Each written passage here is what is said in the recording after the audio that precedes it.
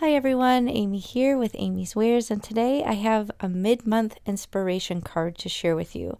Now this is the mid-month inspiration stencil. If you aren't familiar, Mary Kay at A Colorful Life Designs will release one special stencil in the middle of the month, and she offers it on sale for its first week only, but you can use your favorite designer's coupon on top of it. So you can use AmyFan10 and save even more if you have to have this awesome new stencil. Here's a photo of the finished card. Super easy, came together in a snap. Single layer, I'm working directly on the card base. So this is 4 1/4 inches by 5 1/2. The new stencil's name is called Wild Rings. It is a 6 by 9, so this would be amazing for gel prints. Can't you picture this already with all the fun mono prints you could make with this, with a positive and negative space.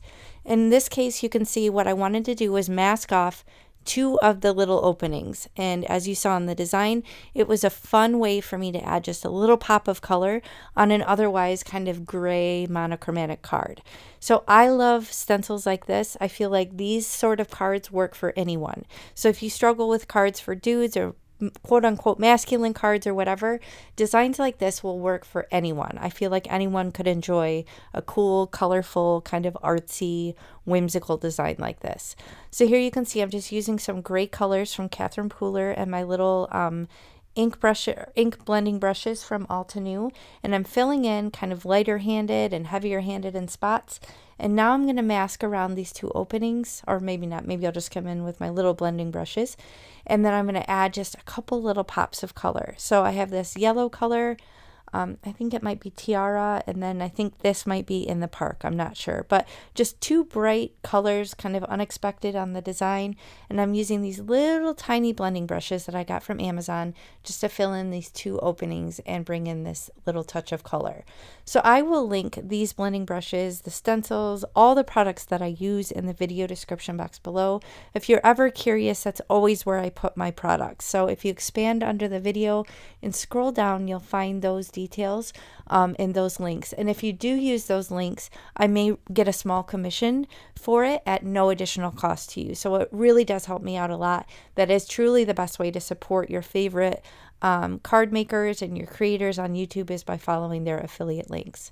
So here I'm taking it a step further with this white gel pen, just drawing some little designs inside of this just to add a little something else unexpected. So this is obviously an optional step.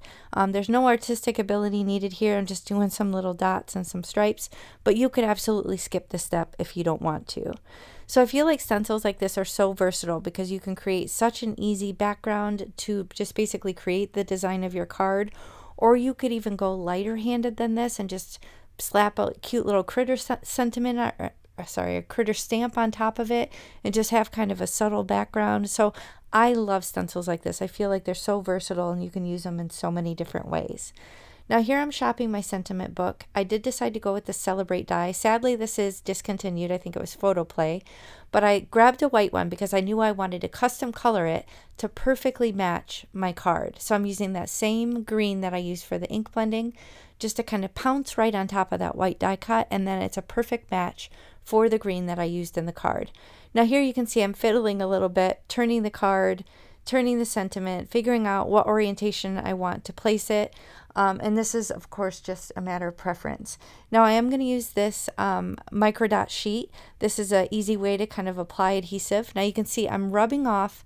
Sometimes the little dots will get on the front, which then transfer to the front of your die cut. And if you've used micro dots before, that's super frustrating. So I've just kind of gotten in the habit of using my hand or even an adhesive eraser just to kind of brush those extra dots off the front. And that way they won't transfer over, or as many won't transfer over onto the front of the sentiment. So I found that has really helped me out a lot, and it's kind of reinvigorating my desire to use my micro dots again, because y'all know I don't like the liquid glue oozage. It drives me bonkers. So here I have card bling aplenty. There are so many colors in the shop now. There's 12 new colors this month. So be sure to check those out. There's new stencils and there's new colors for the month of June. So be sure to check that out. Use my coupon AmyFan10 and you'll save 10% on your complete order. Here I'm just deciding what color I want to use. I can't remember what one I ended up using for this, but I will link the color in the video description box below with all the products.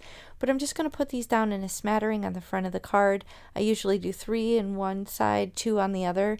I prefer odd numbers. I find them more visually appealing. But I'm just going to lay them down with some liquid glue and my jewel picker tool, and that's going to finish the design. So super easy. Like I said, this would make great cards for anyone, for masculine, whatever suits your fancy. Super easy. It'll be nice and flat, easy to ship. And yeah, I hope you found this helpful. If you did, please hit the thumbs up and consider subscribing. I'll link everything below, and I will catch you next time. Thanks for watching. Bye.